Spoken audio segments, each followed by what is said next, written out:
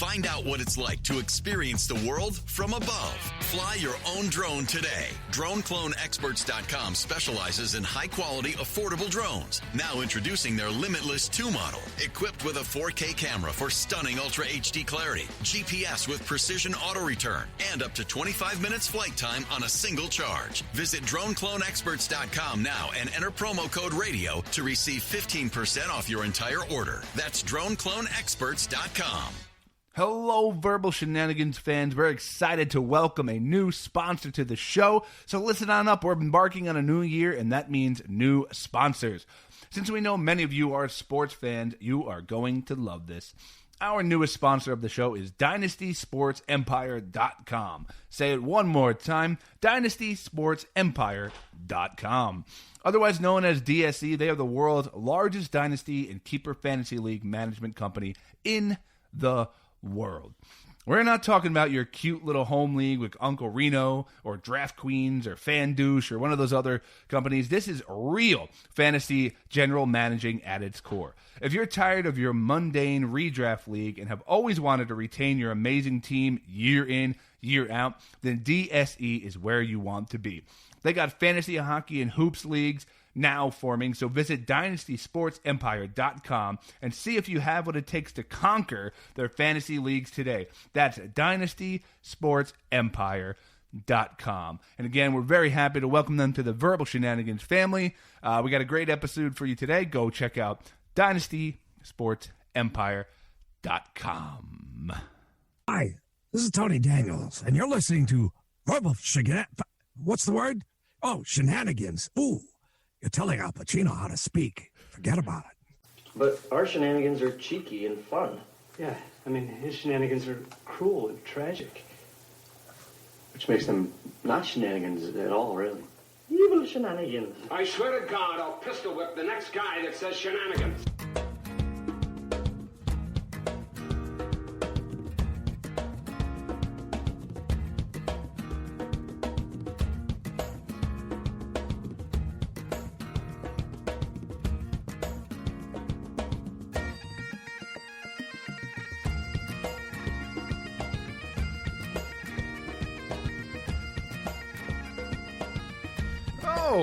Hello there.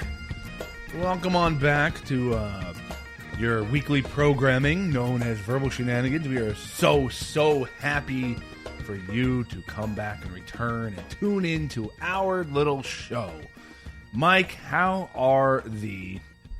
Well, let me look over who's listening here. Let me confirm. I got a lot of enemies out there in the world, Scott. I don't want just anybody listening to our show. All right, you look it up. Who's listening? All right. Let's see. There's Dom. I mean, we always talk about Dom. I mean, he's number one. Dom listens. Yeah. There's Nigerian people, as we established when we got Christian Okoye. Big in Nigeria. Gave us a ton of Facebook likes. Let's see. Russian bot, Chinese bot. That's different. Good for us. Maybe that's our audience. We're a big bot cast. Yeah. When Skynet takes over, we'll be like the only surviving humans, and we'll be like enslaved to do podcasts for the rest of eternity, just you and me. I kind of feel like that's our future anyway. So, yeah.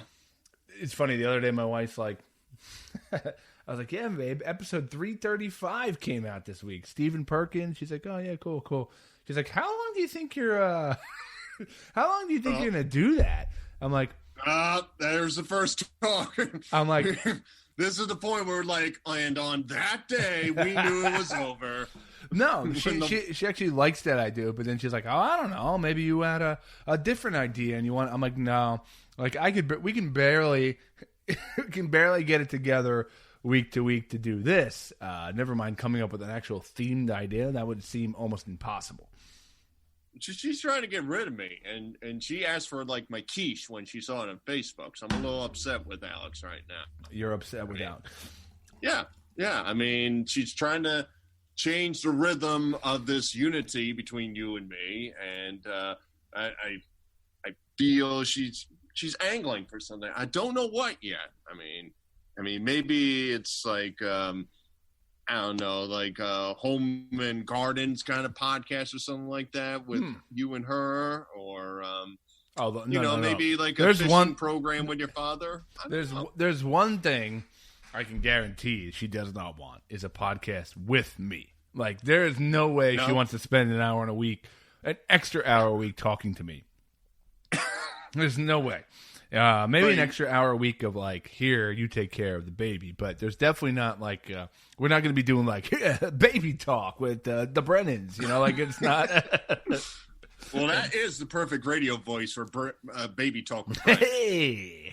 Hi, everybody. Well, what's that screaming sound in the background? Oh, is that a baby? Today we're going to talk about changing diapers. Do they smell? Oh, yeah. Boing, boing, boing, boing, boing, boing, boing. Yeah. What do you think is like the one parenting joke, like somebody's come up to you, like, they're like sarcastic about it, or like, how's it like changing diapers or something like that? You know what? Here's what everybody has said to me. I guess this is pre-baby, but every single parent that's already a parent that comes up to you, oh, congratulations, blah, blah, blah. Enjoy your sleep now. Get your sleep in, because once that happens, your sleep is over for the next couple of years. Every single person says the same exact thing. It's like, okay, so did you think that we were having a baby and we're like, he's gonna come out and he's just gonna sleep 12-hour shifts right away? Like, we know it's like the worst thing you can say to a parent. Like, in fact, like, you're kind of preparing for this big change in your life and your everyday thing, and the last thing you want to hear is, you're not gonna get sleep again. Like, enjoy your sleep now. Everything changes. Everything. Like, imagine I was like, really? Everything changes? And wait, I'm not going to get the sleep I get now? Like, oh, boy. It would be fantastic if you were like the dumbest parent on the planet, where like you bring the baby to the counselor. That is my reality, by the way. Yeah, like you bring the baby to a counselor, like, listen, we've had him for like 3 days now. I told him when his bedtime is, and this thing keeps screaming. I don't get it. But he hasn't said anything yet, too. So there must be some kind of closet thing going on with Shay right now. Yeah. But yeah, I mean, obviously, like, sleep's like not great, but you find a way to make it work. I'm not the best sleeper to begin with, so I actually think, I don't know. I feel like it might suit my schedule more than my wife. My wife is like, she needs her sleep. She'll put her hours in, no problem. Like, I'm like a toss and turn, think about anything, like thoughts from like middle school pop in my head before I go to bed, like terrible sleeper. And so I think it might affect her more. My sleep's been so sporadic for years that I think that it hasn't crushed me too bad. Obviously, I'm kind of tired in zombie mode. The other day I went to, I might have said this before, but I went to, I'm forgetting the name of the store. Acme, the food store or whatever, down the street. And I went to the store, like a list of things, and I walked in the store and just drew like a complete blank. No idea what I was there for. Like, standing in the aisles, like had no idea. Couldn't remember if it was a grocery trip, if it had something for the baby. I kind of had to like do like a lap around the store to kind of get like the juices flowing in my brain. I'm like, oh yeah, milk, eggs, yeah, milk, eggs, formula, got it. And then like you go to customer service and you're like, can you help me figure out what I came here for? I don't want to call my wife again on this. I look stupid. We're already going to counseling for the baby not listening to its bedtime. Yeah, and then like the other day, instead I go to pour us 2 cups of coffee, and I poured us 2 cups of milk instead. 2 mugs of milk instead of coffee, and then putting milk in it like we usually drink it. I poured 2 cups of milk, and then was sitting there with 2 mugs in my hand, like, what the hell is wrong? That was wrong. I hope you Kurt angled that and just like chugged it down, and I was like, milk. This is my thing now. It's bad, but like people like to exaggerate a little bit. Now I could see like if you had a second child with a young child, I could see where that really gets a little crazy. Like when you got two beings that need your care at all times. That's where I could see. At least right now, we're able to kind of like pass them off. Like, hey, I got to go shower, go to the bathroom. I got to go cook something. Like, you take. We're at least sharing. I pour myself another cup of milk. I need some milk, and I need to go do some laps at the Acme. Just come home with like 5 gallons of milk, and that's the only thing I can remember. And I'm not going back.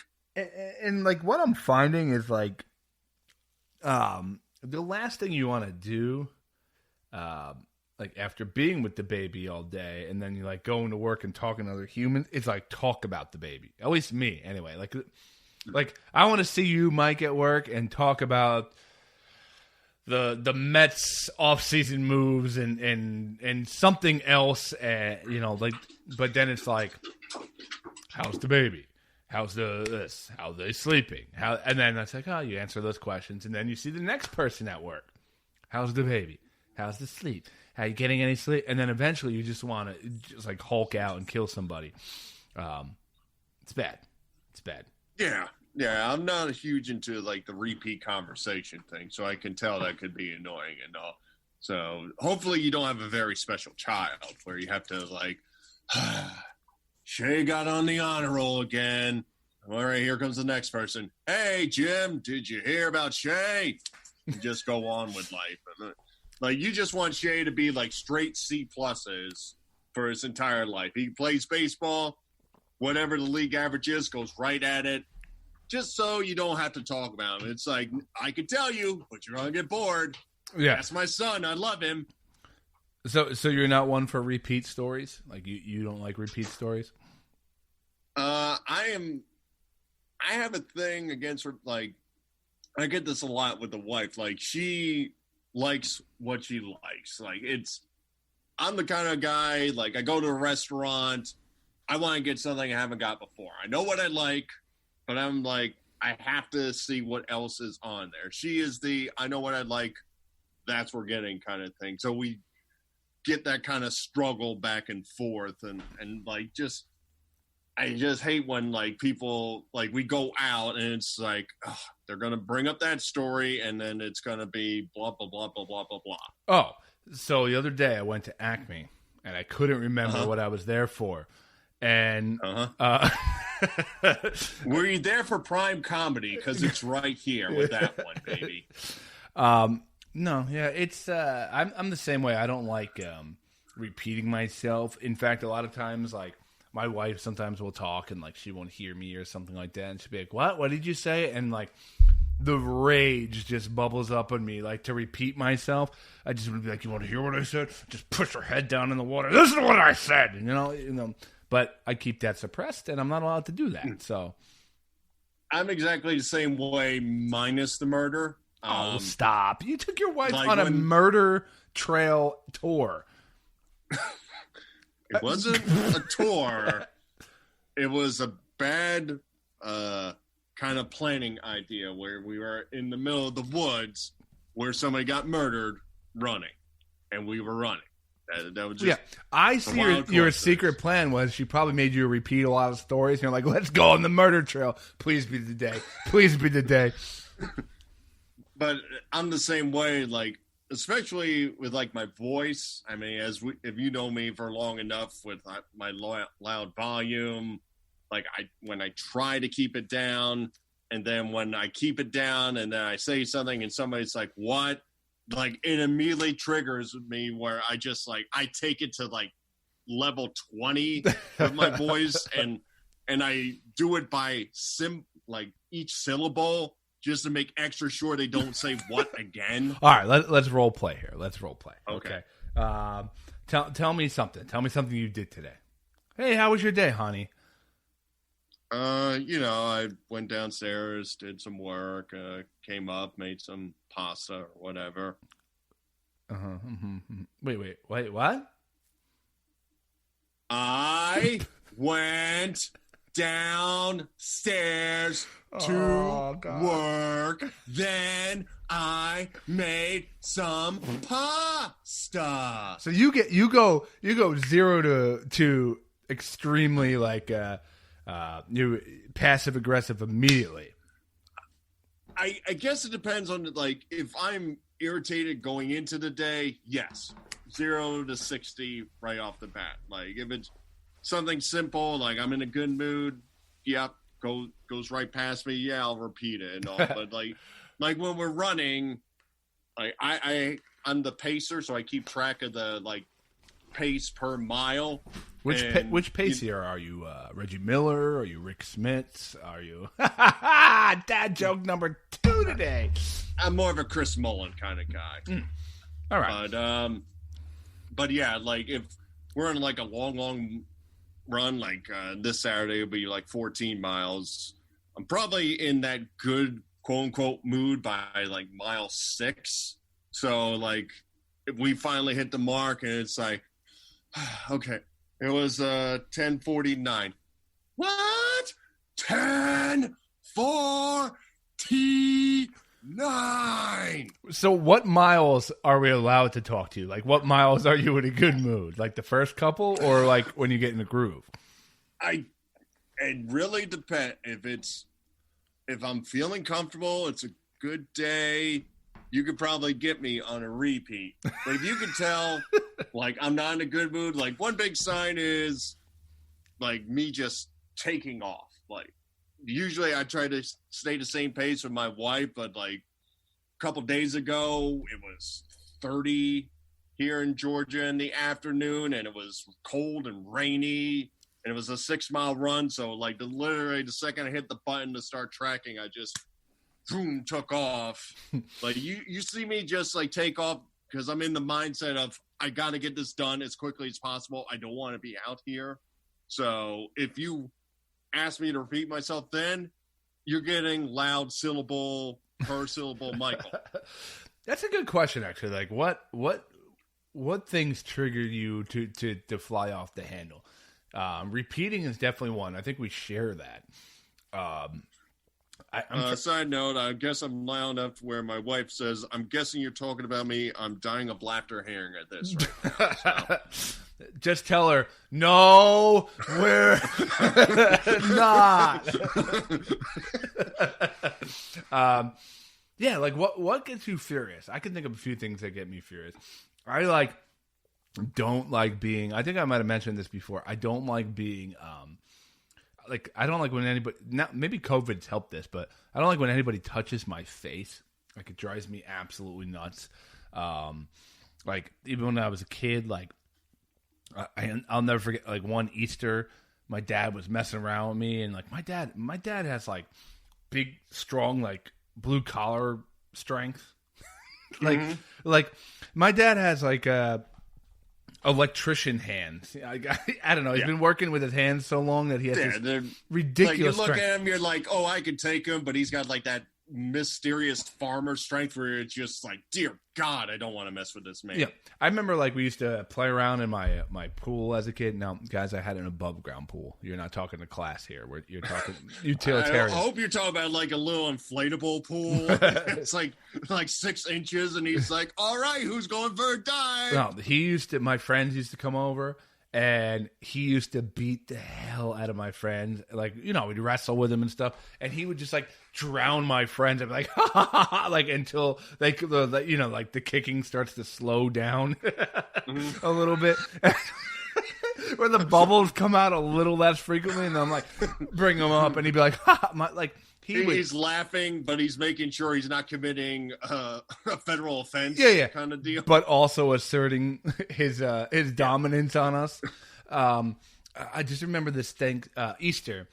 We were messing around, and he grabbed my nose and like Three Stooges style, but grabbed it with his big electrician, nasty mechanic hands. Kind of fingers, gotcha. Took my nose and just wrenched it like sideways, and I was like, ah, right? And my nose just turned completely black and blue. And I spent the entire Easter fuming, like so mad with we were over like my aunt's house or whatever, with a cushion like over my face, pretending that like nothing happened all day, and like just like trying to give my. You ever try to use your eyes to really like tell somebody you're mad at them?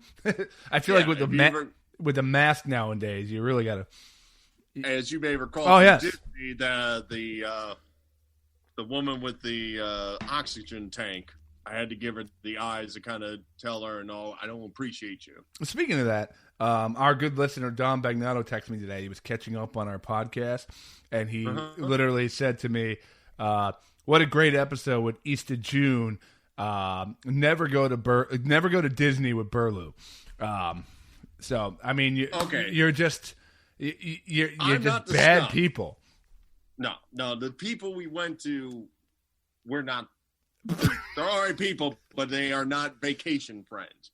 I do not cut line at amusement parks, and I generally don't give eyes of killing you when I'm in line at an amusement park. And turn the oxygen slightly off on the lady in front of you. We heard it all. Go back to the episode, guys. If you don't believe me, go listen. It's on wax, as they say, Burlew. It's on wax. You can't take it back now. Yeah, people touching my face always bothered me. Like, I don't know. So, what gets you going? Anybody who talks for a very, very long time, and then when you get that slight moment where you can say a sentence, you start, and they interrupt you immediately. It's funny. Burns me in a second. It sounds like an old radio show we used to work on. Yeah, those were bite my lips kind of days. Yeah, I kind of remember those. We worked in this other radio show, and we talked about this before, but me and Burlew would basically be the tech side of it, but also have on mics, and I would know, like, it would go from like me and Mike joking around, having fun. And then, like, I would know when Mike would start to seethe. I could feel the heat coming off of him, like when he would get interrupted, things like that. So I've seen that from you before. Yeah. And that show had like a good 6 or 7 long talkers on that show. So there was literally so many. Because nothing says good radio like 6 or 7 hosts. And that's on a good night. Yes. As an update, man, is Scott your marriage counselor? I feel attacked. I'm going to the bathroom and hearing this all right now. So say go to bed, snowflake. But I'd say generally in real life, I'm not a person that does like a ton of talking. I'm kind of one of those, less is more kind of guys when I talk. And I don't mind somebody chatting away and like giving details. But if I wait 15 minutes and I start something and you immediately say, nope, I got another 2 hours in me. Like, as much as it sounds and all, like as my wife is texting me, there are times like she will get into this and like literally in a group as she interrupts me, I go like literally I can't hold it back. That gets literally out loud, and then she goes, "Oh, you have something to say, Mike?" And lets me say my sentence, and now she's cracking up upstairs. She knows that gets me mad too. Sometimes I'll go to tell a story to our friends, like, "Oh, I got to tell you the story that happened," and I'll go to tell the story, and then my wife will interrupt and say like the next 3 sentences, and I just go into rage mode. I'm like, yeah. Especially when it's your story. Yeah, when it's your story, it's like, whoa. This is my life. I will give the commentary. You know what even drives me crazier? When they're not telling the story correctly. Like if they're interrupting and telling the story wrong, I'm like, Jesus, I got to come back and bring this back to life. And listen, I am the better storyteller of the two. I'm claiming that. Mm-hmm. Yeah. Yeah. I'm prime entertainment here. You're mismanagement of words. Okay. Yeah. Like I'm telling the story. I'm going to bring the life to that story. And then all of a sudden when you want to bring no, and interrupt 5 times, I start to get, I feel you on that one. I feel you on that one. I feel like we're talking about similar things here. There was something else that I was going to say that makes. Oh, you know what makes me feel really mad? And I think this stems from maybe like in high school or middle school, like working on projects or something and doing like a lot of the. I hate when someone doesn't pull their weight and then takes credit for things. That drives me absolutely insane. Like if you're at work and like you're doing this, you're getting paid on the same scale as somebody, and you're going over the top and beyond, or at least doing what the job calls for, and someone's just not doing anything, and they, you know, they try to take the same amount of credit, or they try to be portrayed as the same as an equal. That drives me insane. Oh yeah, like if you remember my old job that I loved, I was at. I'll never forget. Like they had like a quarterly award. They had the President's Trophy, it was called, and like I would always get furious whoever like won this thing because it was always political and it was always like BS. And then like my upper bosses, when they would get mad about it, they're like, "Oh, it's just politics." And then somebody else in the group who didn't really work would get it, where it would just turn to them or like, "Well, you don't understand. They were on a project that was like big or whatever." Like I'll never forget like one quarter, and I became a manager fairly recently where I can go to the meetings where they made the announcements, and like they announced the winner as like these group of people, which also included our facilities manager, who is hand to God, like I don't even kid when I say it, is dumb as a doorknob, stupid kind of guy. You may remember him from my famous stories about wearing one pair of underwear for 4 days. Oh God, yeah, that guy. And announcing to people and stuff. So he got the President's Trophy, and right next to me was like one of my best friends working there, and he's kind of like you. He knows when I'm angry, and he was like. I could hear his inner chuckling. He was trying to keep it in as he was looking at my face. Like I was literally moving up and down in my seat as I see this idiot going up to get a trophy and a check. Oh, see, the trophy wouldn't bother me. There's a check that goes with it. That would bother me. Yeah. Now, in your IT soccer teams, did you guys also play for a trophy? Or was there no one? Now they technically once got a trophy, but the only reason they got a trophy was it was like the last year they had a soccer team. It was based out of New Jersey. I used to go up to Wilkes-Barre, Pennsylvania. I'd go like 2 hours to go to work, and then I would drive another half an hour north to play this soccer game where we lose by 30 goals and then drive 2.5 hours back home. But now on your soccer team, would you say that you were more of the Maradona of the team or the Pele of the team? What was more your style? Those two sound like they know soccer, so those weren't me.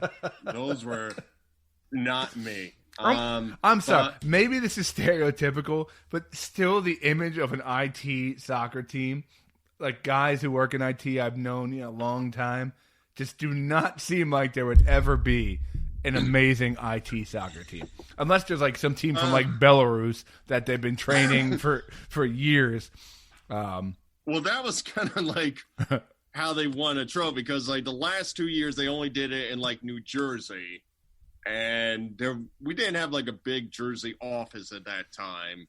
So like our one guy won. Like it was him and a bunch of his friends, and a bunch of his friends knew how to play soccer, so we called them the quote-unquote contractors. But it was just basically them that won the trophy. So it's kind of funny where like they took the picture with the trophy, and everybody's like, "Who the hell are 90% of these people winning this?" I still think the IT soccer league sounds like like comics or actors get like those 2 great movies, and then they always have like those third or fourth where they try to keep that shine going, and it just doesn't happen. Like Will Ferrell. Will Ferrell had like Old School and Anchorman, and then and then like they tried it with the basketball movie and Talladega Nights, semi-pro, and they didn't have quite the same shine. They weren't as, or like Ben Stiller had that real hot streak, and then like you could see like Ben Stiller and like after Dodgeball, like being like the IT Cup. Like it just, I could see it so clearly. I remember for a short period of time we were talking about writing the script. Oh yeah, it's still in my script ideas file that I have. I have like 4 or 5 script ideas, and I have written like 400 words total in all those scripts. They're all minute long for like a movie release. Are they generally known for being longer than 400? Yeah. Well, the IT Cup's going to be 400 words, and then just the game broadcasted.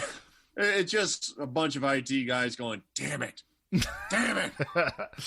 Well, let's segue from our anger here. Let's get out of our little anger tree here.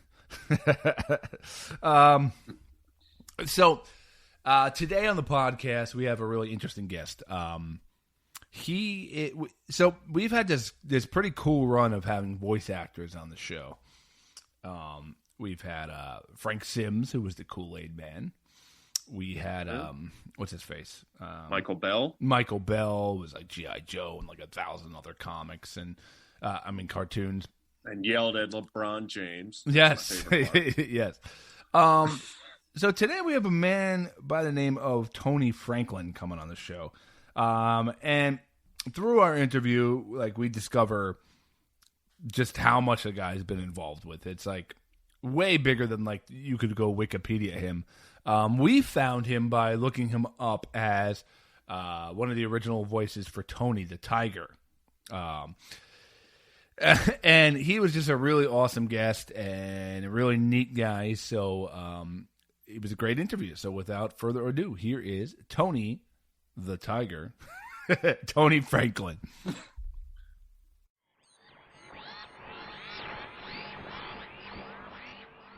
Hey, Tony, what's going on? Hello. How's it going? We're doing well, Tony. Welcome. I'm Mike. That's Scott. Welcome to Verbal Shenanigans. How's it going? What's up, Tony? Hello, Scott. It's been a crazy day. So, yeah, all good, though. I feel like that's a common answer. Yeah. I mean, I guess if anybody has like a sweet setup at home for when this pandemic started, I guess you would have the perfect career to be ready for that. Oh, yeah. I've been recording live since 90-something. Like, I was the first guy to record something for the internet. My friend Tony Pastor, who just passed away, was one of my favorite directors, but a really, really good best friend. And he produced the Avengers and Smurfs and Spider-Man, and he was directing, voice directing, and he directed me on all the Stan Lee stuff, and I was working with him with Stan Lee, and it was pretty cool. And so we were doing the Backstreet Boys, and they had a live show. It was going to air. Now, this is when we were on 56K modems. Oh, nice. Yeah. I was able to record it and get it popped up on the internet to him, mixed in time to go to air right at 8 o'clock at night. And this was, I guess this would have been 5:30 when he called me. So, you know how long it would take to upload just the WAV file. So it was pretty wild. Were these the dial-up days? Like if they picked up the phone, your interview was done. Yeah, mom, turn off the call waiting and stuff. So. Yeah, right. See, I would kind of like it from the other side. Like the Backstreet Boys are like in the middle of a concert, and all of a sudden in the background you hear. Yeah, no, they were great. Those guys were cool. Although Nick never got back to me, he's a little devil when I wrote about Tony to him. But that's it. So let me just. I just want to minimize it. So it's me, Bill Clinton. All right, there we go. I got this thing going right now because I just shot my new series. Started yesterday. I had a full like beardy beard thing. And I was playing this Irish rocker. But when did we start? We're not started yet, right? Or we started, but we're recording. But I mean, okay. Do you do like a intro or is it separate? Yeah, we'll do it separately when we add it to the cast. Oh, well, then why don't we save some of these stories for that? Jeez. Yes, definitely. Tony, I guess the best way to start off with you is kind of ask you, like, when you were a kid growing up, I mean, were you that kind of kid that was always, like, trying to imitate somebody or making your own characters, or did this kind of work come down the road for you in voice acting? No, I was Polish kid for growing up in Europe. No. I was going to mess with you guys, too, when we first checked. I was going, hello, how are you? It's good to be here. Wait, this is not Polish interview? Oh, that's tomorrow. I'm sorry. Hi, guys. How's it going? But I didn't do that. No, I was, I didn't even tell you, Michael. 1 sec. I'm just dipping out for 1 sec. Because this is how I started. All right. This is how I started. Oh, B's way out.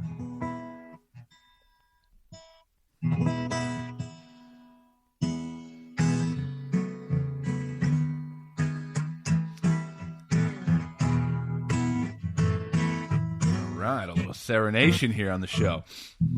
She's been lying to me, so I took my 9mm sausage. Because you guys are sick, I know y'all. No, I started as a musician. I was like 11, 12 years old playing pro. And it was really weird because back then, it was way back in the old days, I was making more as a musician than my folks working 2 full-time jobs, and I was doing 3 days a week. Really?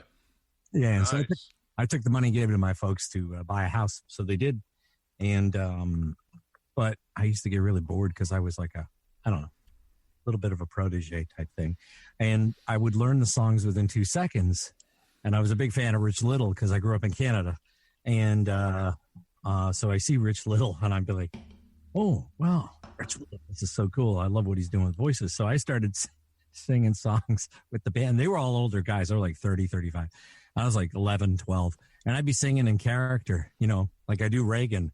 Someday my prince will, it was just crazy stuff.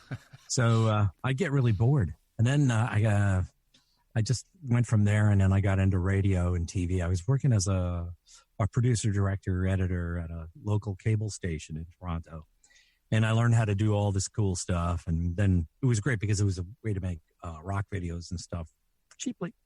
And but then I started having to do voices for people, and it just worked out. And when I got into radio full time, there was a guy I was working for. He'd be like, hey, man, can you like learn Elvis tomorrow? I go, I'm not going to do it now. It's like, boom. So then I go and do Elvis. Paid off later, too, when I worked as Elvis on, did you guys ever see Erie, Indiana, the other dimension? I do remember Irianda. Now, was that a different show? Because I know there was just Irianda and... It was just, I'm having tea, just in case. Because I was singing my ass off before you guys logged in. I had a record session for Tommy's new movie. I'll tell you about it in a second.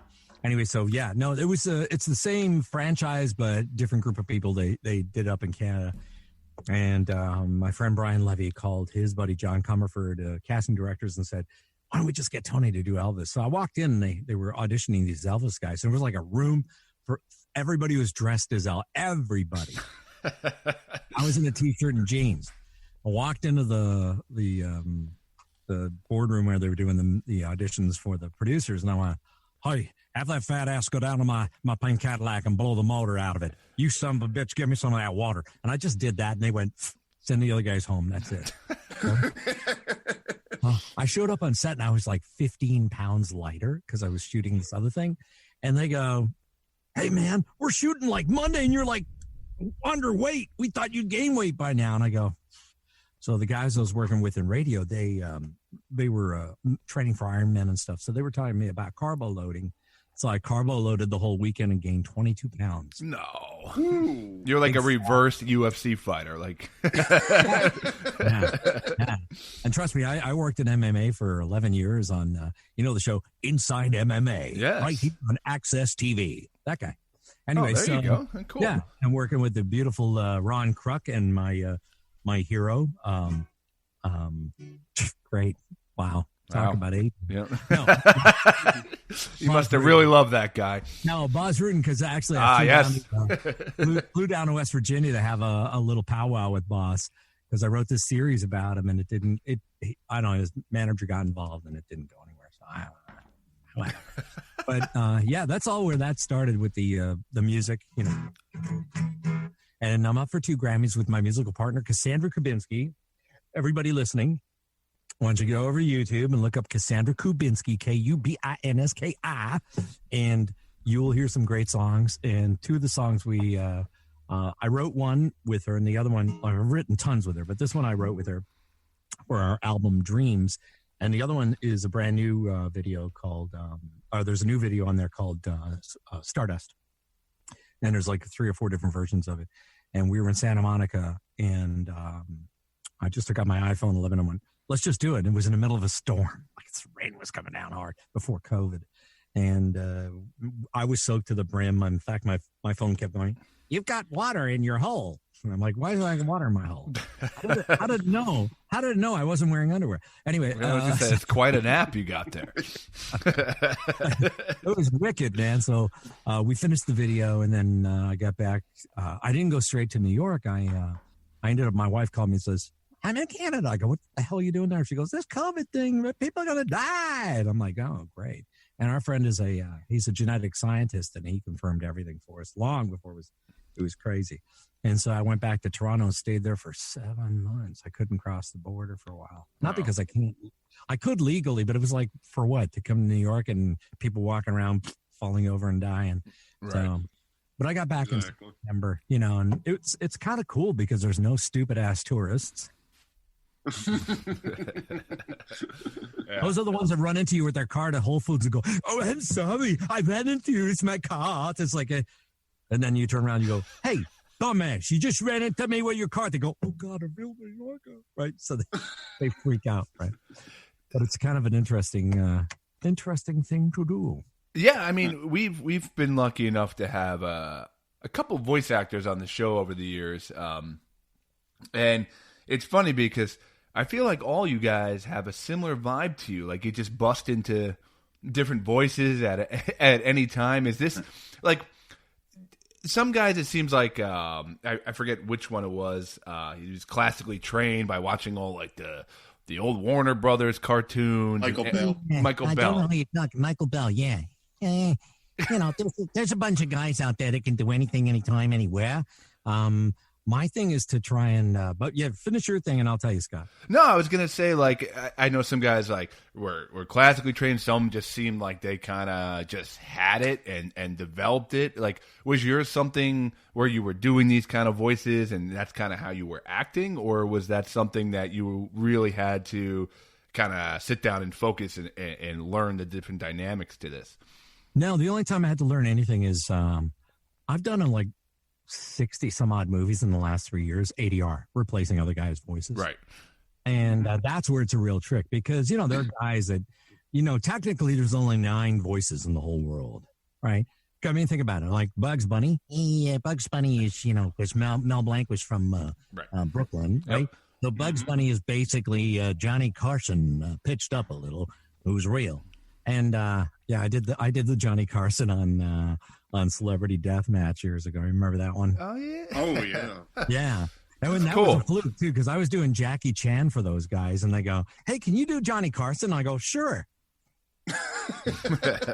All weekend, I was like, "Geez, I got to get some Johnny Carson stuff." So I phoned my friend Tony in California, who just passed away from COVID, and I said, "I need some Johnny Carson stuff." And he goes, "Hang on." So he gets me a phone number. He goes, "Call this guy." I go, "Hello," and this guy goes, "Hi, it's Stan Irwin." I go, "Hi, Stan. Tony, you need some Johnny Carson?" I go, "Yeah."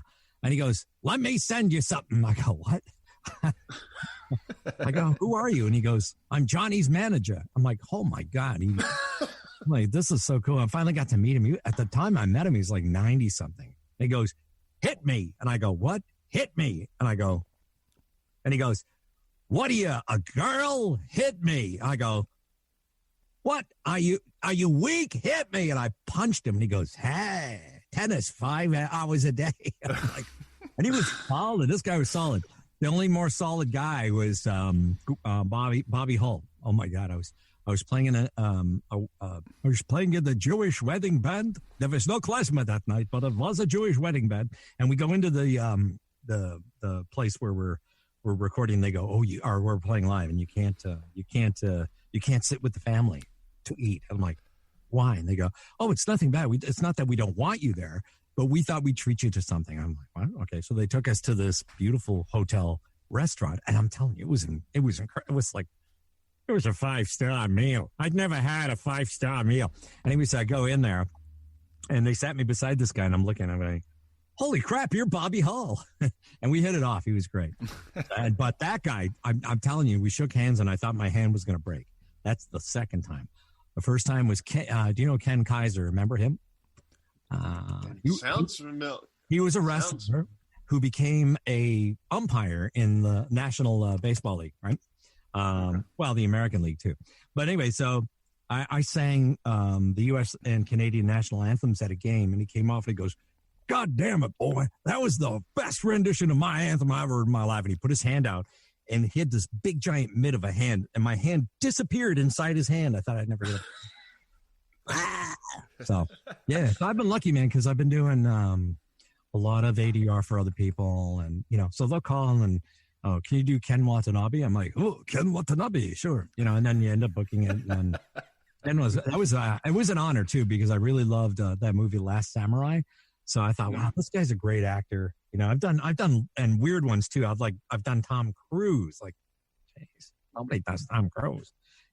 So those weird actors that have no real voice. And then let's see, last year I did 30-something lines for Christoph Waltz. And then my wife and I were driving from Toronto to New York, and I got a call on a Saturday. It's like, "Hey, it's Todd from Paramount Pictures. Tony, I understand you filled in for Tom Kenny doing SpongeBob." And I go, "Yeah." And he goes, "Jeez. I need like some lines for the new movie because we can't get a hold of Tom. He's busy." And I'm like, "Oh, okay." So he says, "How close are you to a studio?" Back to your question, Michael. Well, I'm halfway. We're in Ithaca. He goes, "Oh, that's not going to work." He says, "I want you to record now." I go, "Oh, it's okay. Let me pull over to the side of the road." He goes, "What?" I got my portable unit here. So I set up my studio in the car, 416 mic, which was good enough for what they were doing. Yeah. And blasted off the lines. The guy's like, dude, what studio is that? I go, "Mercedes." And he's Route 80. even though it was a Corolla, but no. They got bump it up, It's like that's how you add to the resume, if you will. Exactly. So so all that stuff is kind of fun. So I've been doing a lot of those, and you can imagine with COVID, it's not as prominent. In fact, it's almost 0 to none, which is about the same thing. Anyway, but there's very little. I mean, the odd thing they'll call and go, "Hey, can you do this line?" And I had one where, and I love this casting director, Dan Fink. He called me and goes, "Hey, can you audition this as an old-time radio guy?" And I go, "Sure." So I auditioned it, and then I didn't hear anything. And then I see this check for doing the Marvelous Mrs. Maisel. I was like, this is cool. Nice. But I think my favorite job of the last couple of years has been with Dan and the group from Robert Carlock and Tina Fey doing Kimmy Schmidt, and then Great News. And it was nice that Tina was actually asking for me. And that kind of felt kind of cool. That's awesome. That's awesome. She's out of this world. One of the things I really love, we talked to Michael Bell. We talked to Frank Sims, who's a voice actor. Almost as fun as seeing the big stuff you guys do is almost getting reminded of like the small cartoons. I'm like, oh my God, I forgot about that. Like, it's almost hilarious. I was looking at your resume, like seeing Police Academy, the cartoon series, Free Willy, the cartoon, which I didn't know existed. Now I'm almost dying to see it. And even like, please tell me you were Willy. Please tell me you were. No, I wasn't Willy. I don't know. No, it's funny because I know I see stuff sometimes. People say, "Oh, I saw your IMDb," and I go, and I look at it, I go, "Oh, there's like a bunch of stuff missing. There's stuff there that I go, well, I didn't do that." And then they go, "Yeah, you did." And I look it up, I go, "Oh, heck, I did." I have this kid out of, well, I shouldn't say kid. He's a little older than a kid. Anyway, he's out of Australia, and he's like the super Sailor Moon fan of all time. And he'll go, did you do this? And he'll send me all these video clips. There's like thousands of them. Because I literally did thousands of voices on that series. And like sometimes in one scene, I'll have like 12 voices. And he goes, hey, played this thing back. And I go, yeah, that's me. Yeah, that's me. Yeah, that's me. That's me. And he goes, how are you doing that? And I go, it's a gift. Thank you. Yeah, right. Out of curiosity, with the anime, do you have to change your stuff up since they already like made it in Japan and they're dubbing it in English, or is it just pretty much the equivalent to any other kind of animation job? No, it's definitely different. And especially with that group, that was Optimum Productions brought it into Canada, and they were doing what's called Rhythmo Band. And so it's a French invention where they take the script for a show and they write it by hand on a film, and the film plays back at the same time as the video on the screen, and then you have to match the flaps. And it's a hard acting job. It's harder than it looks, and it's less money, way less money, right, compared to an animation job. And you're looking at it going, I actually have to work harder doing this crap for less money than I would on a regular animation job, because you want to. I'm a pro. I want to get it perfect for them, so I match the flaps perfectly. But what the only good saving grace from that was the fact that when I go to do ADR for real films, like, you know, replacing Christoph Waltz, you're matching his flaps perfectly, and because you've had so much training doing those other anime things, it's great. But anime is different, and a lot of times, I won't tell you, but like on the first episode, Roland Parliament and I were there, and we're standing there, and we're going like, how come we're here for this audition? They're going, Roland, Tony, yeah. No, you guys are already cast. I don't even know why they called you back. You're good to go. I'm like, oh, great. So we're in the next day, and I was playing this character called the Oracle. The Oracle. Character, right? And so this was the uncut Japanese version. Now, I don't know if you guys are familiar with Japanese anime that's unedited. And they stopped the video, and I go, hi, yeah, what? I go, that's my character? Yeah. I'm hoping you guys change it. What do you mean? It's already there. Why would we change it? I go, can you roll forward? And so it was like this, and they roll forward. And as they're rolling forward, because it's panning downward, now it's moving forward, and they can see this thing going up and up and up. And it's basically a phallus with two testicles.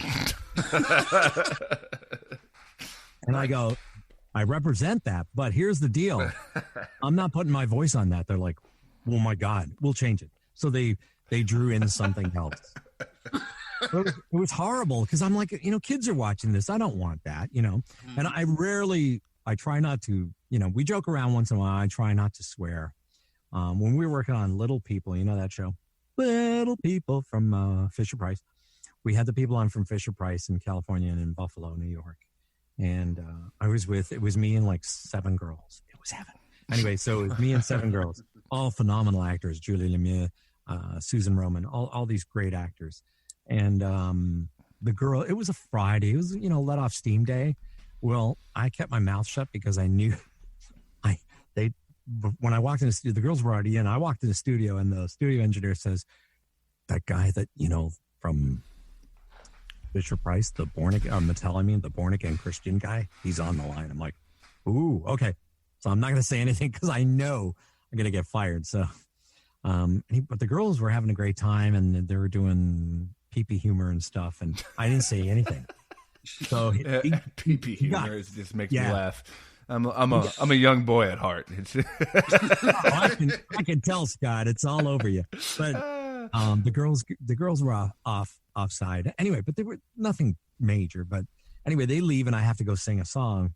And the guy gets on. He goes, Tony, I just want to thank you for not participating in that shenanigan. Speaking of shenanigans, there you go. And I'm like, what do you mean? He says, well, you know, I heard the girls joking like that, and I was thoroughly, you know, thrown off by it. I'm like, oh, I can't lie to you. I knew you were on the phone. That's why I didn't do it. Or I would have said so. Because, you know, we're having fun. It's a Friday. And he goes, I was really honest. Okay, I'll forgive them. I'm like, yeah. You son of... No. It was good. And I was in that same studio. That's a studio we've done a lot of cartoons in called Studio 306. And I was in on the coldest day of the year.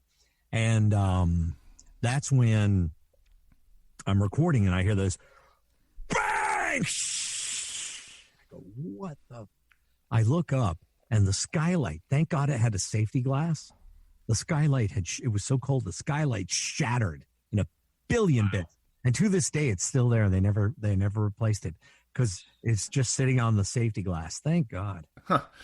Those are cool. Now let me ask you, when like, I don't know if like voice acting jobs were going away as more like big name celebrities were getting, you know, the major roles without really any experience, but I do know that video games kind of came into a big, you know, they required a lot of voices and things like that. Was that like a saving grace for voice actors when like the video games required, you know, all sorts of voices and action and whatnot? It's kind of the opposite because again, Really? they give the main parts to celebrities, and I'll tell you, half the celebrities out there, they don't care about voice. They just want to get in, get the money, and get out. Right. Where most of the guys and gals that do what we do, they really go in there and put their soul into it. This guitar's got sticky stuff on it. Anyway, sorry. PP humor. So, no, not that. Michael, remember your friend Scott that died that night with that? Anyway, yeah, no, I mean, and not to knock celebs because, you know, I thank God for some of the status that I get because I'll go to Comic-Cons and I get all these fantastic fans and they come up and, you saved my life. I love this character. Thank you. And it's wonderful. I don't do it for, it's funny because I don't do it for the bucks, but I just love when the kids come up and they're really nice. I had guys come up because on the Xmen, Chris Potter was the original Gambit, and I was actually in a better position because I wasn't doing a main character. So I'm doing like, you know, those background characters you're talking about. And I'd be doing 5 or 6 in a show. So the lead characters would get paid for 1 character. Okay. Yeah. I got paid for 6. You know what I mean? Hey. So it was a better payday. But then in season 3 or 4, I can't remember, I played Bobby LeBeau. That was Gambit brother. And Bobby, he get killed, but not right away. That's in the comic book. Anyway, so when Chris left the show, they go, we want you to be Gambit. I'm like, all right, but you know, Chris is up here when he does his Gambit. And then Sidney Iwanter, the producer, he's like, I want you to morph him down into like a more grittier Gambit. I go, all right, we'll do that. And then eventually, when we did the video games, Gambit started going down here and have a lot more action. You know, and then I felt bad because when we did the video games, I walked in, I'm doing Gambit and I'm doing Toad and something else. And then they said, hey, can you do Wolverine? I go, in my sleep, bub. I'm like, oh, cool. I go, why? They go, oh, Cal's not available. I go, he's not available. Well, just hire him tomorrow or the day after in a foam patch because, you know, he's under the weather. He's sick. He can't do it. I go, yeah, just wait for a couple of days. And they said, no, we're going to do it today. If you don't do it, Lawrence Bain will do it. And I go, no, I'm going to match it better then, but I'll do it. And then you can get him later. Anyway, so they didn't tell him and they didn't tell me, but he didn't show up for the session because of circumstances. And then they just recorded my voice and used me as Wolverine. And I was like, oh, man, he's going to be mad. And he was furious with me. I'm like, dude, what am I supposed to do? They're telling me you weren't available. Anyway, so thank God he's not crazy. Or he would have pulled out his claws and cut me. Like, yes. Dead rabbit I am. But yeah, I will say that is like one of the quintessential kind of cartoons back in the 90s area is X-Men and all. Literally, agree. If I hear that X-Men theme, I feel like I had the power of like 20 minutes. I could run through a wall. That is just the most epic opening to any cartoon. Exactly. He does try it too. I've seen him run into several walls. It's weird. Yeah. It's weird. Yeah, it's terrible. Scott just puts it on his iPhone. I'm running into walls. It's a very weird weekend when we hang out. That explains the problem. But no, it was a breaker. It broke a lot of barriers. It did things that a lot of cartoons didn't do, you know? Absolutely. And it was great because it also forged my friendship with Tony Pastor later on. I tried to get on Silver Surfer, and I didn't. By the way, God bless him, David Hemlin just passed away, Magneto. And I felt really bad because I really liked him. And I lost Norm Spencer, who played Cyclops, and we were really close. In fact, I was working at a network called CHCH TV, which was on TV, and I was the promo voice for on TV. And then I left, and they hired Cyclops as the promo voice, and we were just laughing because he goes, "Holy crap, man! We had to do this. We had to do this promo about a Fedegosaurus or something." I'm like, "Oh yeah," and he goes, "I couldn't say the fucking word." And I go, "You mean Stegosaurus?" He goes, "Yeah, that one." I goes, "Oh, say it." Off. And Norm just pissed himself laughing because I said, "Don't worry, we all have that one word." Like David Kaye, I used to laugh because he was the voice of this one radio station I worked for, and he couldn't say Saturday; it was always Saturday. Like what? Saturday night? What? Saturday? I don't know. It happens. But we always have those one little. The one that gets me is community. When you're in Canada, you have to say community. America, you say community. Yeah. You don't even have to move your mouth. You're like Bruce Springsteen. Wow. Yeah, exactly. So you don't need to know the words. But yeah, so like some of the stuff. And then being a Canadian, American Canadian, I'm always aware of what I'm doing because like one time I was voice of Discovery Channel travel.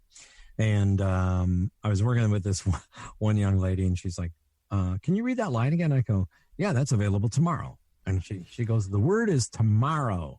I go, "Yeah, if you're from the Midwest." She goes, "I'm from the Midwest." I go, "Okay." So I said it that way. Next day I'm recording with another producer, and I said, "Coming up tomorrow." And she's like, "Where are you from? Like Ohio or something?" I go, "No."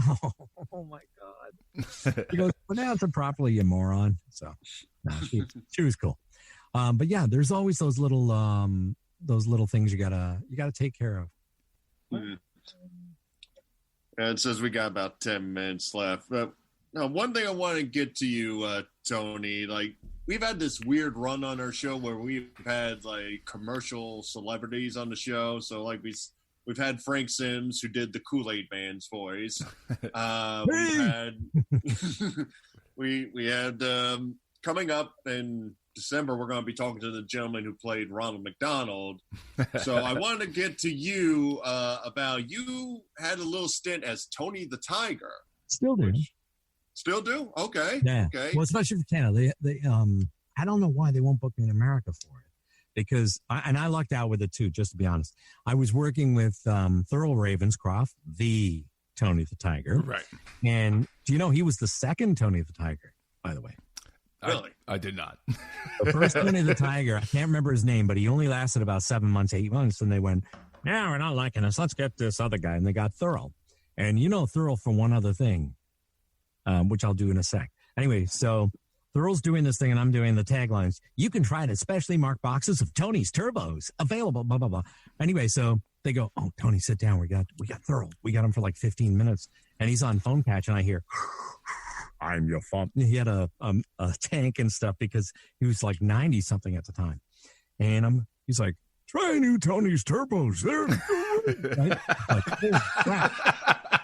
And he's doing the thing. So we only had him 15 minutes and they said, "Well, we'll just cut it in from his other older reads." Right. And then they go, "Oh my God, we never got him to say the clean word turbos." And I go, "You mean turbos?" And they went, "Ah, will you do it?" And I go, "Yeah, hello." So they cut me in going, "Try Tony's Turbos. They're great." Right. And they went, boom, done. Perfect.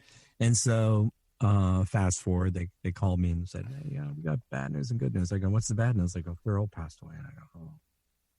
Because he was really nice and such an iconic character and an iconic man. And you know his other voice that he's famous for. You ready? "You're a foul one, Mr. Green. All right. In your soul, Michael's gonna..." Never mind. We're down to the 7-minute mark, and most people don't know you could die. So there we go. Tony, you're such an interesting guy to talk to. I'd love to have you on again in the future and break down some more of this amazing career. It's got to be fun to like put on TV and movies and be like, "Oh yeah, I did that, and you could like fly on the radar and no one would even know." Sure, like the movie Steve Jobs. I'm doing like 9 newscasters in that. It's crazy. That's awesome. So what are you working on now? What can people or fans or people who are hearing this interview look forward to hearing you in or seeing you in, and where can people go and check you out? Well, there's, the regular at the Tony Daniels, and there's TonyDaniels.com, and there's more at the Tony Daniels. And then my musical partner, Cassandra Kubinski, we're up for 2 Grammys, if you guys wouldn't mind popping that up at some point. Yeah, it's kind of neat. We wrote a lot of music together, and I produced, and then our co-producer on the last record, he's Ed Sheeran's producer. His name's Chris Sclafani. And we all get along great, and we produce this really good music. And then when I'm not doing that, I was playing, for 7 years, I was playing guitar every Sunday with Dominic Canezzi. Do you know who that is? Uncle Junior from The Sopranos. And just like, the greatest guy. Yeah, the greatest guy doing stuff for people at Mary Manning Walsh Home. So it was wonderful. And then besides that, I've been writing a lot. In fact, we shot one of the episodes of my new series Sunday. So I'm still paying for it because we didn't finish till 3 a.m. because with COVID, you can't just go in and shoot. You got to have all this stuff, all the programs. Mm-hmm. And we have a super minimum crew, like 3 people. That's it, because we can't be around a ton of people. And the 2 actors on this one were myself and Gary Troy, who was in Boardwalk Empire. He was just on Law and Order SVU, and just a great actor. And we're playing 2 Irish guys, right? So we're there. And I'm like out there, all right? Lots of swearing, because like in Ireland, that's what they do. I have a funny story. One of my best friends in the world is Ellen Dubin. We'll get you to get Ellen. She's so cool. Yeah, Ellen was in tons of stuff, Star Wars, but you know her as the mom in Napoleon Dynamite. And she's incredible. So we started together on Sailor Moon, so she's done a million voices as well. And then... oh man! So I wrote this series for Ellen, and we've been pitching that. So I'm waiting, because during COVID, nobody's moving on anything. But that's another one that's sitting there ready to go. And then I have one more that I wrote with a friend of mine named Alan Hatcher, and that's sitting with a big, huge production company out in California. And that's what I was doing in March. I was there just before COVID, and it was going to go, and then they went, "We're shutting down for COVID. You're done. Get out." So we had to wait. We're gonna have to wait. It'll be fine. But there's all that. And then the music stuff you can find. And as far as animation goes, you can check out Daniel Tiger's Neighborhood. I'm still doing, so far, XIL on there. And then I just did another cartoon last week and some the week before. And again, it's all from the home setup. It just works great. I've got, this is my promo mic. Usually I have a TLM 102 or 103. Sounds great. Yeah, these sound great. They're fine. They're fine. Plus, I'm running through some serious equipment. I was as you could tell, I was also an engineer because of music. So having that skill is that extra set that I'm above everybody else. Plus, I was in electronics engineering, so I understand a lot of stuff. That's awesome. Tony, I want to thank you so much for popping on our show for a few minutes. Really cool to talk to you, really entertaining. Like I said, we'd love to have you on back down the line when you get your next project going.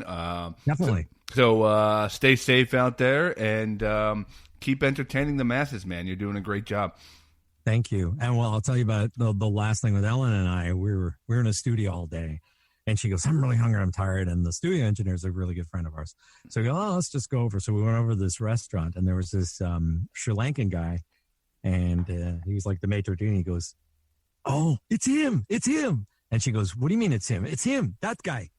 "Oh, can you do something for the guys?" So all the cooks are there. "We'll make you some food. Don't worry. We'll bring out whatever we want." I'm like, "Okay." And he goes, "Do your thing." And I go, "Oh."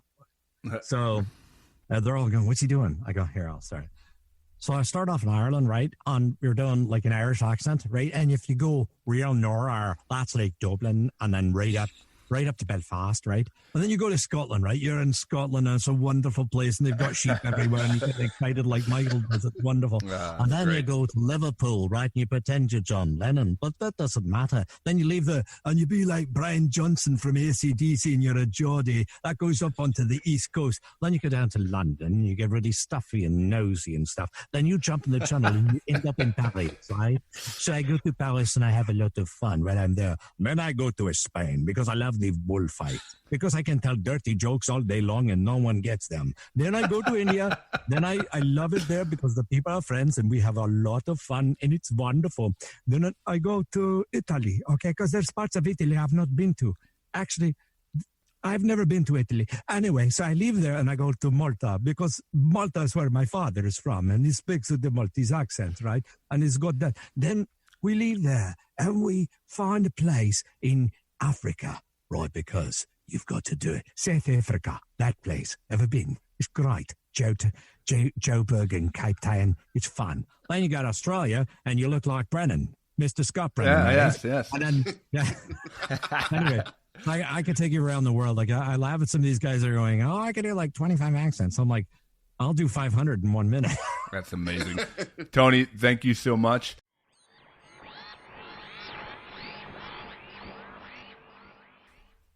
You know, these voice actors are very calm and, subdued. Yeah, they don't like to. You got to kind of pull their teeth to do their voices, I've found. Yeah, they don't display their talents at all. They're very, introverted. Yeah, like most of them, it's like, hey, can you do that voice? No, I've done it before. You get my God-given voice, okay? Yeah, you got to pay me royalties to do that voice. We do still one of my favorite clips, which now Tony's clip is going to be one of my favorites, but we still have Frank Sims telling people to listen to Verbal Shenanigans as the Kool-Aid Man. That's Terry Tate was my former probably favorite intro we ever did. I used that one forever when we used to put like random ones on. Terry Tate from the commercials, the office linebacker. Woo woo. But Frank Sims saying, "Hey, it's the Kool-Aid Man. You're listening to Verbal Shenanigans." So now we got Tony the Tiger, but. I just got a text message. This is kind of I haven't thought about this in a long time, but this is worth telling a quick story about too. So the woman from Tap House 15, Tina, who's the rock star over there that helps us run the comedy shows. God willing, they ever happen again.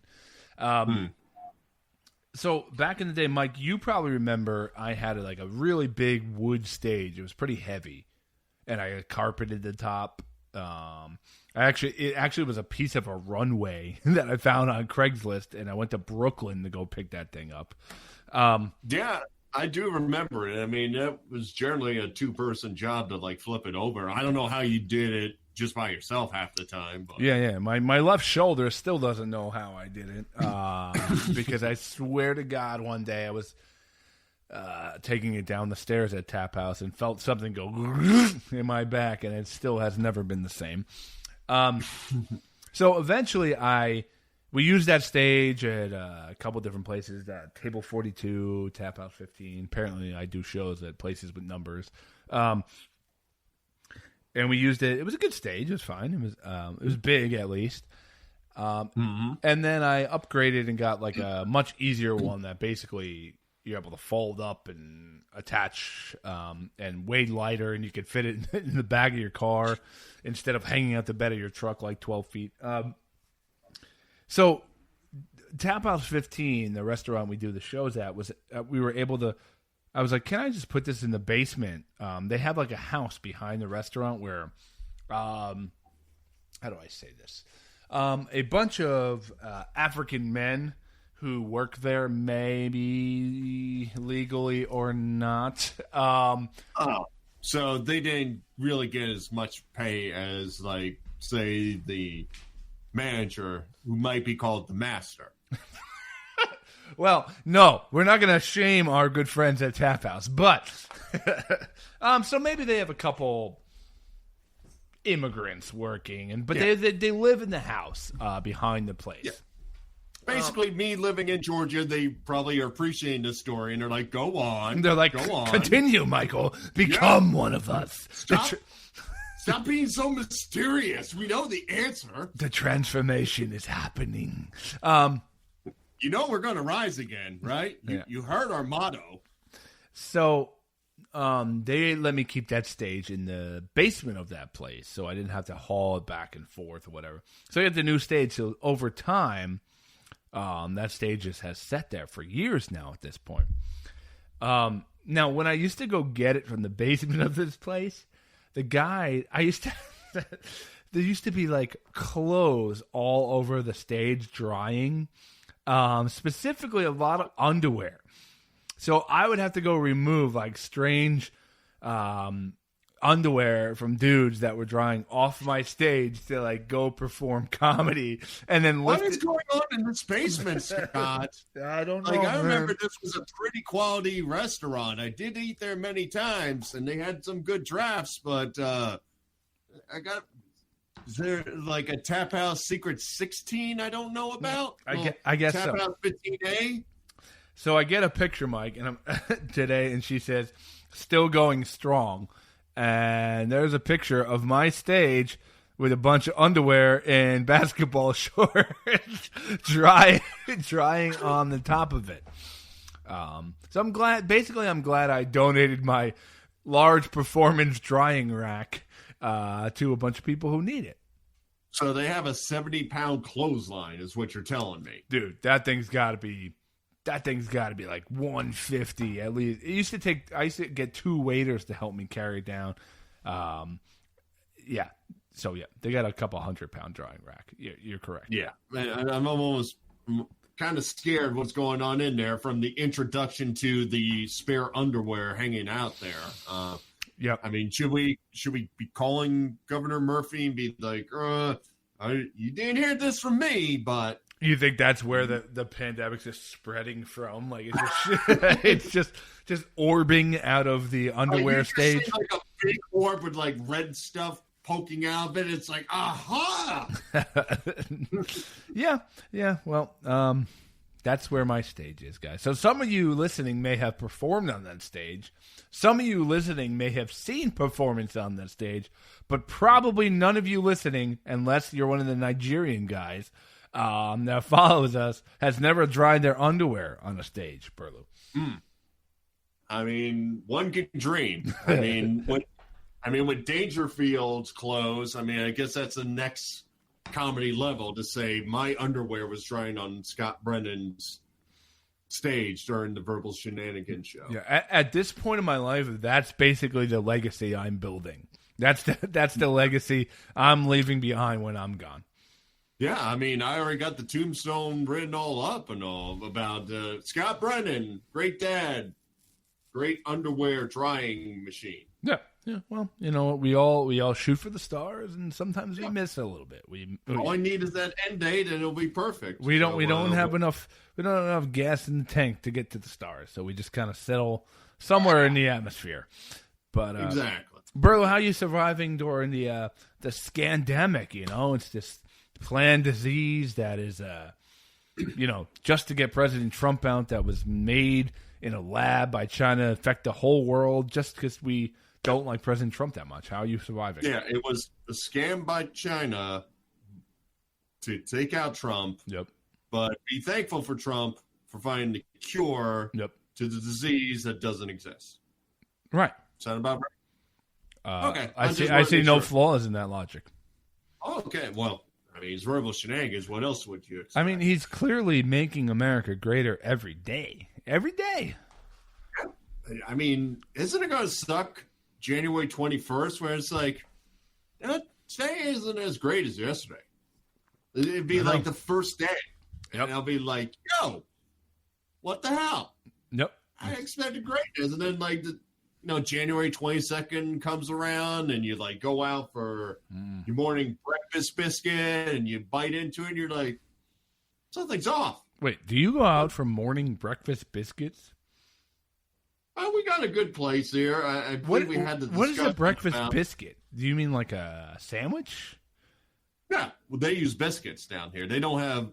There's very few places that use bagels, so they use biscuits down here. Oh, so like a English muffin or a straight up biscuit? No, that's straight up delicious. But if it goes down the wrong pipe and you don't have a cup of coffee, you're going to die from. All right. My question is, how fat is Georgia on average? Like, do you find them fatter than New Jersey or skinnier than New Jersey? I guess my answer is it depends on where I go. If I go to my rural areas, yeah, they haven't been watching. But like in the city, nah, it's kind of like New York. You get out all the pairs out there. So. So the scandemic is not affecting your life at all? Well, I've been fine. My parents have been scared and everything, but I do have some people in my life that just went through an interesting thing over Thanksgiving. So what I found out was that these friends of mine, they went to one of their mothers for Thanksgiving.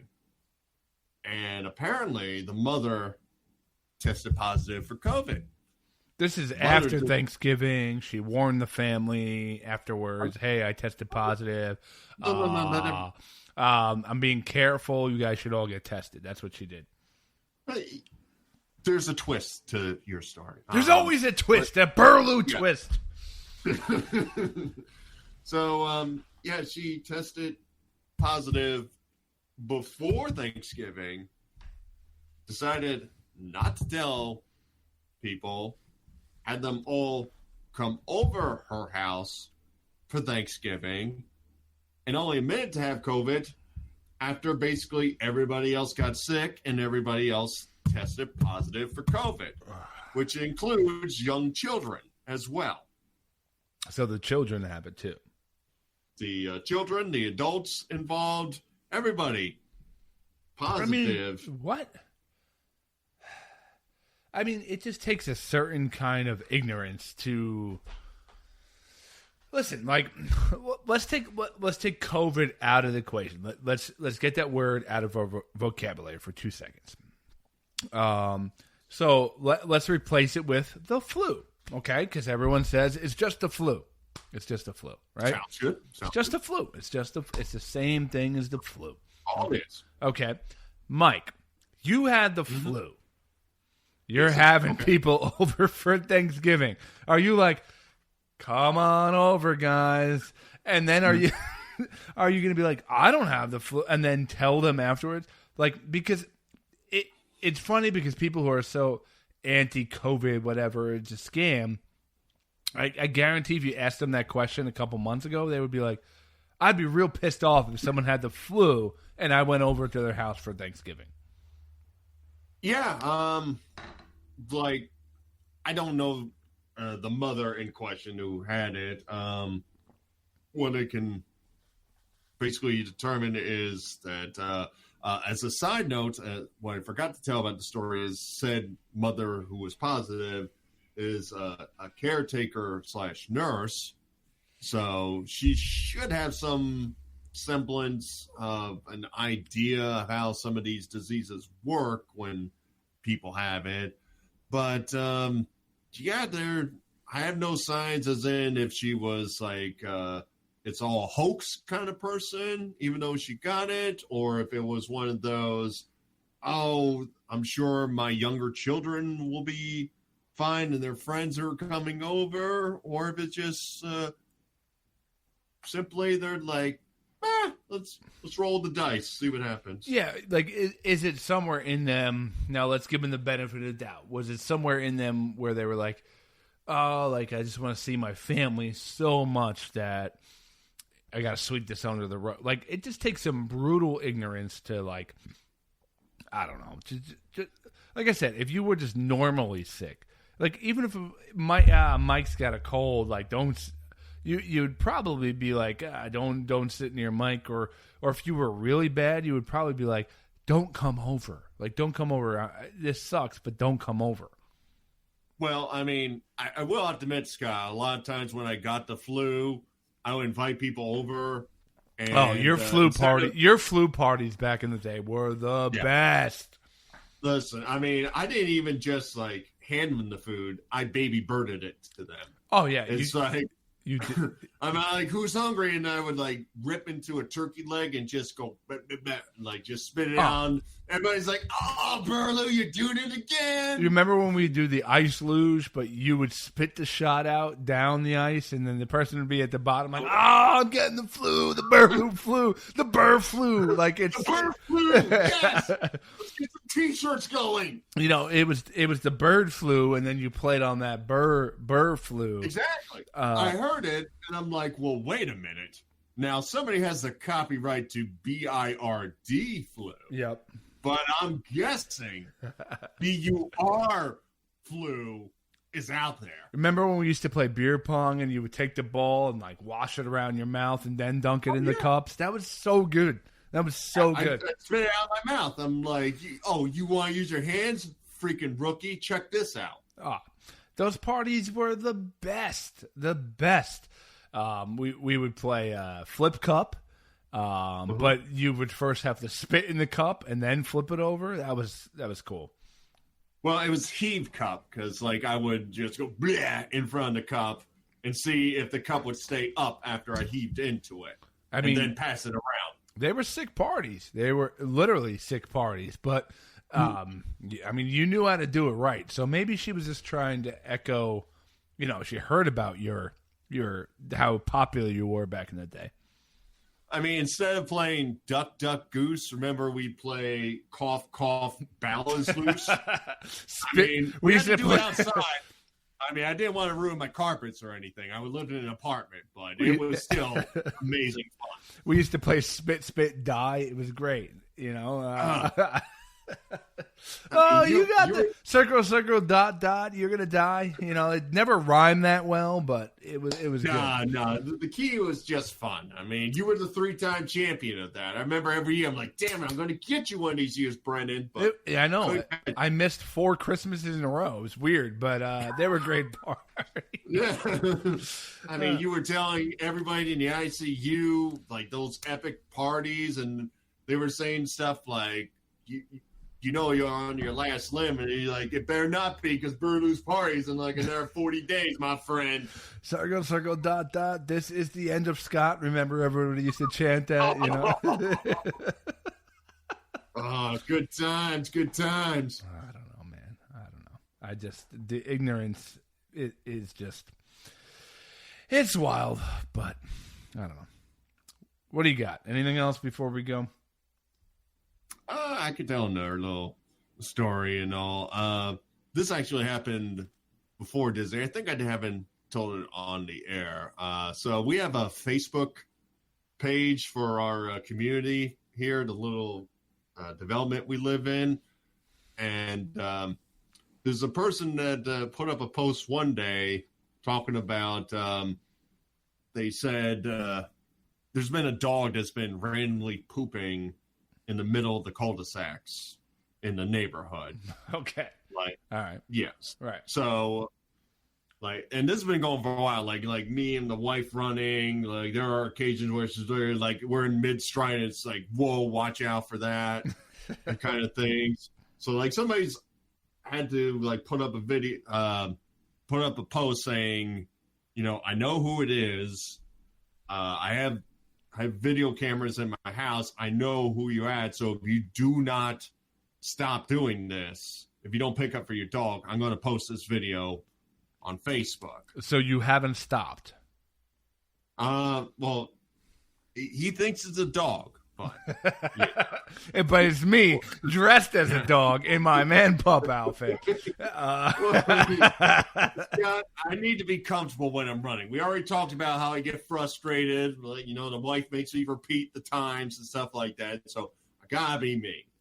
Gotcha. But you know, you always had that in you. You always stay true to you. You know.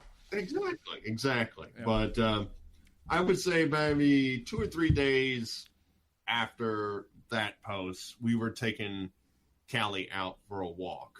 And we always make sure I have like 3 bags on her. Like, that's her record. 3 on the walk. Yeah, us too. Same thing. Yep. We're walking around. She comes up on somebody's lawn. Let one go. I'm like, all right, let me check my pocket. Check my pocket. Check my pocket. Seems like all the bags flew out. when we were walking. Oh boy. So, Okay. so now immediately are you panicking like, oh no, I'm going to be the I'm poop? fine. Okay. No, I'm fine. I mean, number one, I don't know what house the guy who posted it was at, but I was fine. Wife, severely panicking. She's like, "Oh my God, we're going to be on Facebook. Everybody's going to think it's us," and blah blah blah. Plus, Callie let like a pure liquid one right on that lawn. So it's like, all right, I'll go back and get some bags. And this was before like a big run. I think we did like a half a marathon like the next day. So I'm taking my time. I'm not going to rush this. It's like, you're staying there by the poop. I'm going to get the bags. I'll come back or whatever. So I start get the panic texts from, where are you at? I don't. And then they're watching. She literally texted me something to the fact that I've been standing in front of this guy's house for 3 minutes. They probably have me on camera by now. We're going to look so bad, whatever. She worded it a way it's like, oh, I've been standing here for 3 minutes, so it had to record where I'm like, I don't think that's how cameras work. I think they just record, period. Right. But, like, she was so severely panicking. Apparently, as I was, like, walking to the house, she's, like, walking up and down the neighborhood trying to find, like, old newspapers with, like, the plastic bags. Like, she's just flat out, oh, my God, this is going to be the end of the world. Take your socks off. Take the socks off. So I come back, and, like, she tells me all the story, and I'm like, and she's like, we're going to get in trouble. You're going to get in trouble. I'm like, we're going to be fine. Where's the poop? Oh, I lost it. I'm like, your one job was to stand by the poop. So she panicked so bad. She panicked so bad that she lost the actual thing she was panicking about. In her panic, she forgot the most important thing about picking up the poop, which was knowing where the poop was. So here it is. I had to get my phone flashlight on to try to find Callie's poop. I found it because I stepped right. Yes. Right in, and I'm talking about like a perfect footprint in the puddle of it. So now, did Mike get triggered here? Did you get angry? I don't think I got. I was more upset at the calm down. We're going to resolve the problem versus the like. I'm mad you lost the poop. Like at the end of the day, like, I love the idea of you yelling at your wife in the middle of the street. You lost the poop, goddamn! No. If I got mad at it, I'd be like, you lost the poop. I think poop is one syllable, but I digress. Oh, you can make it two. Poop. Yeah. Poop. Wow. And needless to say, at the end, also, as we were trying to find it, somebody was pulling into the development.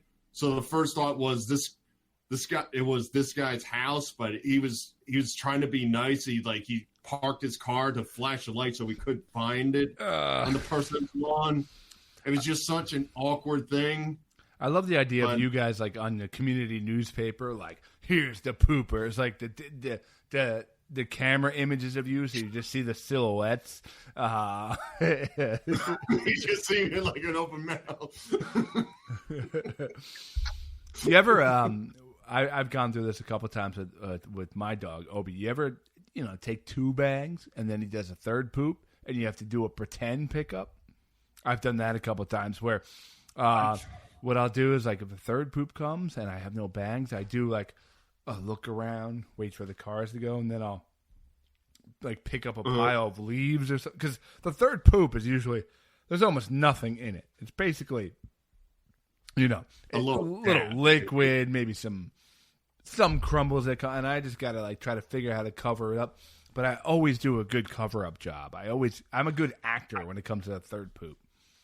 I've never been like that. I mean, that's why we brought 3 bags. We always brought 2 bags, and then she started doing that third one. Well, that's what I'm saying. You get caught in that third one where you didn't know. I just pretty much go, babe, if somebody gets mad, they're going to get mad. I don't have a bag. We're like a mile away from the house. I'm not running to the house for a bag. You don't put it in your pocket or put it in your wallet or something like that? I go onto Maps and I mark it so I know exactly how to get it. Drop a pin right on the poop. Yeah, exactly. So that way, it's like if I get lost and get onto MapQuest, I'm like, getting directions to poop. I also love that you're on MapQuest still somehow.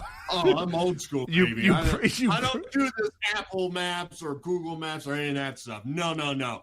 I go to what originally got me to the place. If I can, I only go to sites where I can still print out the directions and hold the piece of paper up to my face as I'm driving to make sure I'm getting to the right place. God, that was the worst. In 0.73 miles, and then you pass it, and you're like, what's the name of this road? Yeah. Does that sound familiar? What? Well, anyway, I'm glad that you are, possibly the pooping couple in the neighborhood. I'm sorry that happened to you. You're the pooping couple. You got COVID friends. It's falling apart down there. You take advantage. I yell at my wife very loud and pronounce every syllable. You out your wife. You take advantage of the Disney fast line. I don't know who you're becoming, Burlew. I don't know who you're becoming, but I'm sorry. I don't know if we can keep doing this. I think I've established the story was not maybe my fault. Maybe this is why my wife was asking me, how long do you want to keep doing this? Because I've heard some things about... Did you hear about Pirates of the Caribbean? They still haven't found Oxygen Lady. Yeah. All right, brother. Anything to promote before we roll? Even though he looks down on me for the Disney story, I will promote Don Bagnato's wife, Kim Bagnato. If you go onto YouTube, look up Christmas Wrapping 2020 edition. It's performed by the Brian Hansen Band and features his wife, Kim Boyko. It's a really cute little twist on the famous Christmas song, talking about things with 2020. Very enjoyable. It's a 4.5-minute video. Very cute. Quick listen. Christmas Wrapping 2020 edition. The Brian Hansen Band featuring Kim Boyko. We're going to kimboyko.com. Why not? Yes, and I will promote. We never really got to officially welcome them together, but I will promote our new sponsor on the podcast. Very happy to have them on. You probably heard it right before the episode, but we're happy to have DSE, which is the Dynasty Sports Empire. If you guys are into like real serious fantasy sports where you keep your team from year to year and you compete against some of the highest levels, they are one of the largest companies in the entire country. So we'd like to welcome Dynasty Sports Empire. Go check them out at dynastysportsempire.com. To get more information. So welcome, DSE, to the Verbal Shenanigans family. What you guys could do is please leave a review on iTunes if you're digging what you hear, or share it with your friends. Say, hey, this is a good cast. Check it out. That's word of mouth is probably the best promotion you guys could do for us. So thanks for spending the last 90 minutes with us. Life is funny. Laugh at it. Keep the wind at your back. I got COVID, but it's fine to come over. He tested positive.